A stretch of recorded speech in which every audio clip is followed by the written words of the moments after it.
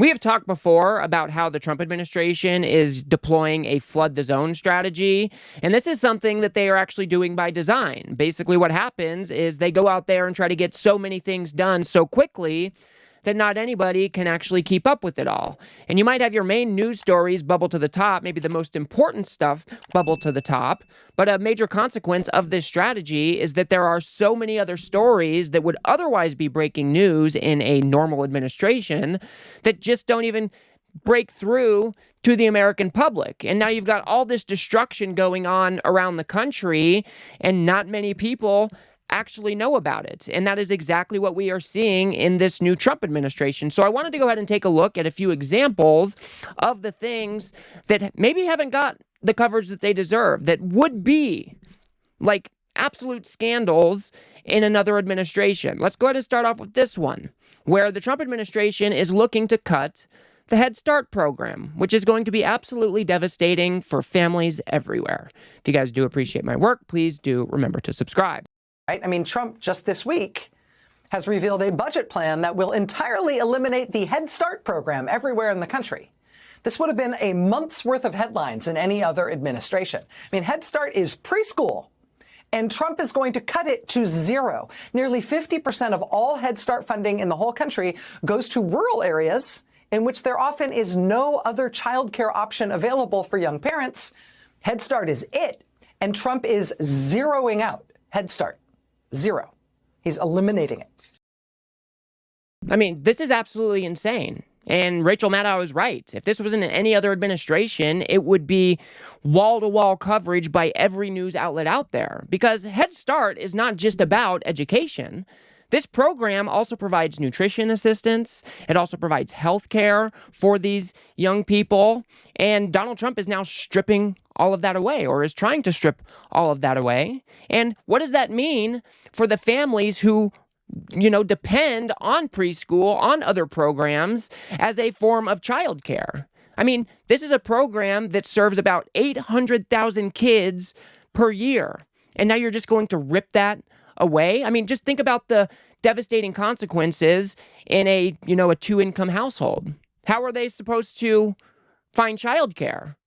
I mean, it's going to be absolutely devastating. And as you heard there, more than half of this funding serves rural areas. So now you've got this administration who claims that they're the party of family values and they want to build good, strong American families, but then they rip away programs like this that are absolutely vital to so many Americans. It is absolutely insane. It is a destruction of one of the programs that is very, very popular among the American people.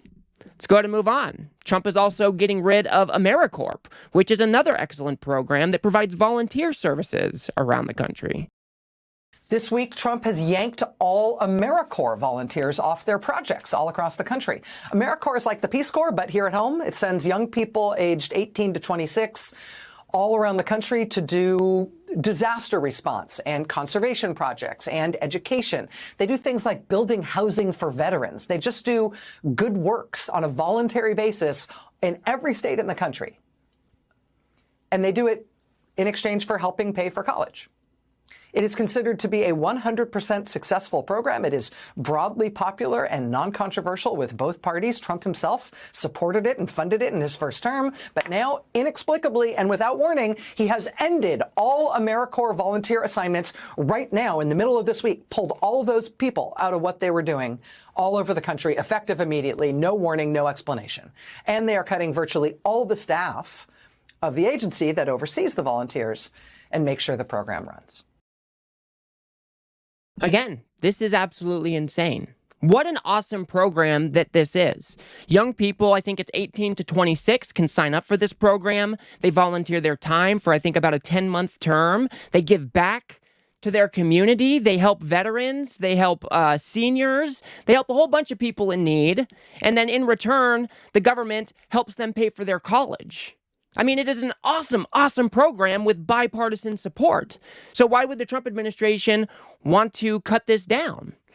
DOJ, in particular, I believe, is cutting this program under the guise of, making the government more efficient. But this isn't only about money. This program also is just a good community builder, right? It's another way to get to know your fellow Americans as they serve others. I mean, if it's one program you wouldn't want to get rid of, it would be Head Start or this program. But they don't care about any of it. It's just so disgusting. Let's go to move on to this one, where they're trying to gut the National Weather Service, which is it was a line item in Project 2025. Trump has now fired so many people at the National Weather Service that the agency yesterday sent out a blanket notice advising their staff that they're going to need to reduce or suspend weather balloon launches all over the country. Weather balloon launches make weather forecasts accurate. The former administrator of NOAA tells USA Today that factor and the staff shortages imposed by Trump are already degrading our weather forecasts in this country.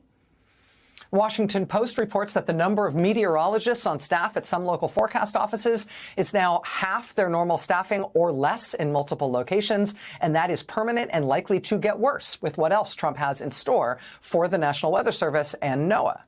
Quote, as severe storm season ramps up, it's the offices in places such as Kansas City, Omaha, Louisville, Des Moines, and Grand Rapids that are facing the most significant staffing shortages. And on top of that, to stop people who work in these agencies from letting the press and the public know about what Trump is doing to the Weather Service, to stop people from talking about how their weather forecasts are degrading because of what Trump is doing to the Weather Service, the Washington Post reports that the Trump administration is now, quote, installing monitoring software on NOAA employees' devices to track their communications, so they can make sure they're not talking to the public and not talking to the press about the way Trump is decimating the Weather Service.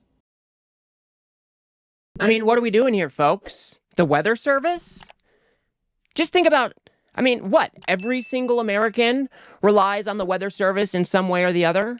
Whether you're talking about tornadoes, hurricanes, heat warnings, whatever it may be. You want to cut down that? For why? How does this make any sense? Again, this was a line item. This is a target of Project 2025. This is going to make Americans less safe. If you're not able to predict the weather that is coming, how are people supposed to be able to prepare, especially when you're talking about catastrophic events like tornadoes or hurricanes? I mean, it's going to be absolutely devastating. Now, we haven't got to a point where they're not accurately predicting these tornadoes or whatever it may be, but the fact that their predictions are getting worse, that their projections are getting worse because they do not have the funding, they do not have the people because they had to do such a reduction, that is very, very concerning. And what is the alternative here? Is the private market just supposed to pick up and, start doing this on their own? What? Then are we going to have to buy our weather data? I mean, how is that going to work? This is another public service that the government should be providing, right? We can all agree that it is good when we have the tools and the staff to predict the weather, to help us prepare for what is coming. That is a fundamental government service that they are now trying to rip away. And they provided no good reason at all for that actually being the case. And then to put monitoring software on these employees' phones so they can't even speak out against what is actually going on in the agency. I mean, could we be more Orwellian here? I mean, what are we doing here, folks? Just so frustrating. Let's move on. As you guys know, the CFPB, the anti-scam police, the cops on Wall Street, they have been a main target of conservatives for quite some time. Now Trump is at it again, trying to do a 90% reduction in force. Yesterday, the Trump administration tried to force through a basically total reduction in force at the CFPB, the Consumer Financial Protection Bureau. It would have effectively fired the entire staff of the agency. The staff of that agency, I will tell you, is feisty as heck. They got the firing notices yesterday afternoon. They were all supposed to be fired as of 6 o'clock tonight, but they figured out a way to get themselves in front of a federal judge this morning before today's 6 p.m. deadline, and that judge this morning blocked the firings. The judge, quote, told attorneys for the government she was deeply concerned about the apparently rushed efforts to implement a reduction in force of approximately 1,500 employees at the CFPB, which was set to take effect at 6 p.m. tonight. The judge said the move by the Trump administration could be in direct violation of an injunction she had put in place already. That injunction required terminations at the agency to be carried out only after a particularized assessment of individual employees' performance. So we heard about this actually a couple months back. The Trump administration tried to basically shutter the agency. DOJ tried to shutter the agency. That went up to court because the employees fought back, and then they got reinstated, and now they're at it again, and it looks like they're in violation of the judge's order. And the judge was actually so pissed off that they were trying to do this 90% reduction in force that they blocked the measure and actually said that the Trump administration needed to reach out to those employees to verify that they know they have not been fired yet. I mean, what we are seeing here is just unprecedented on every single level. That's why it is so important that everybody is keeping in touch with what is going on in your particular field. These employees over at the CFPB have been fighting back tooth and nail every step of the way, and that is the type of fight that we need right now. Whether you're in the National Weather Service, whether you're in AmeriCorps, whether you're in Head Start, whatever it is, it's important that we mobilize and we fight back against this destruction of our federal government, because there are just so many things going on right now that it's impossible, especially for somebody like me, to actually keep track of it all, which means it's nearly impossible for every single person out there as well, which is important that we, pick a issue or two to focus on, maybe 3 issues, whatever it may be, and keep track of those issues. And when the fight comes, you pick up your battle axe and you go to war, metaphorically. We can fight back against this authoritarian regime. It is an absolute shit show out there right now. We have the Trump administration stripping due process rights away from folks and shipping them off to a gulag down in El Salvador. Then the Supreme Court says, hey, you need to facilitate their return, and they just blow the Supreme Court off. There are so many things that this administration is doing that are so important, but I think it's also important that we sometimes play catch up with these little stories that I just showed you. I mean, this was only 4 different things, and it is going to be absolutely devastating to the United States of America. All because, what? They want a smaller government? I think the American people want a government that works. I think the American people want a government that funds things like the National Weather Service, that funds things like Head Start, that, acts as childcare for 800,000 families every year. Those are the types of things that the government should be good at. But instead, you have the Trump administration and his billionaire cronies running around Washington, D.C. to try to tear it all down.